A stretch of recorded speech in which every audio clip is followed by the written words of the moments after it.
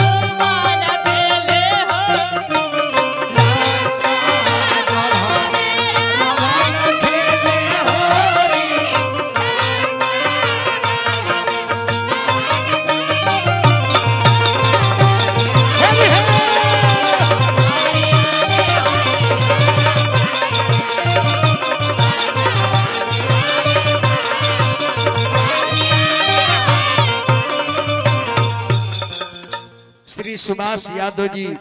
शीशमा के माध्यम से 21 पैदल मनी बड़ भैया का प्रणाम करता ये हनुमान जी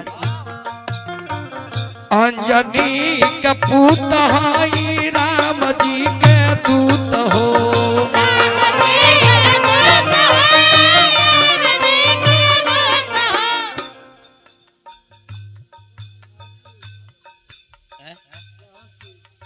रहसु भैया हमरा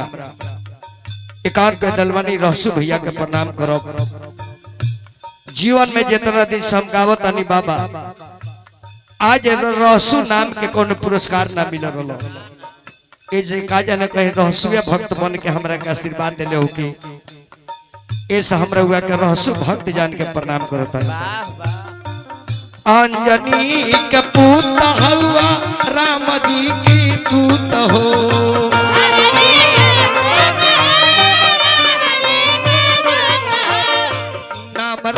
और सुनी सुनी भागी जाले भूत हो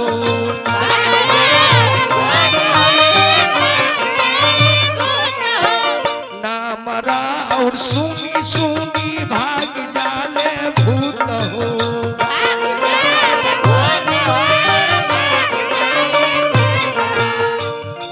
रावे कापे वीर हनुमान जी के नाम से रावण वीर बालवान हो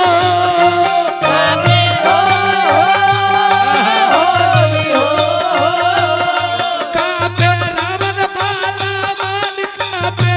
रावण बालवान कहिया ले होई दाना स्थानवा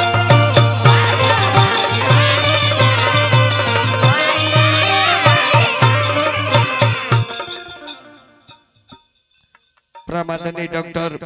कमलेश यादव जी वहाँ के नाती बानी है के डॉक्टर साहब रुआ के प्रणाम करो डॉक्टर और मास्टर डॉक्टर मीन्स गॉड भगवान के दूसरा का रूप भगवान के बनावल ऑर्गेन्स में के हाथ के लगा के छेड़खानी करने ओकर नाम डॉक्टर साहब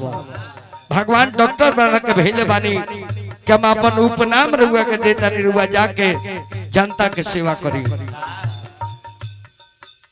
1021 पैदल मनी डॉक्टर साहब के अभिनंदन बा बाबूआ डॉक्टर मास्टर एगो ऐसा जीव बा डॉक्टर भगवान के शरीर के बनावला के सर्विसिंग करे के शक्ति और एगो मास्टर जौन आदमी मास्टर के चलते कलेक्टर हमनी के बन जाता नहीं एगो मास्टर मिलके अनेक कलेक्टर बना दी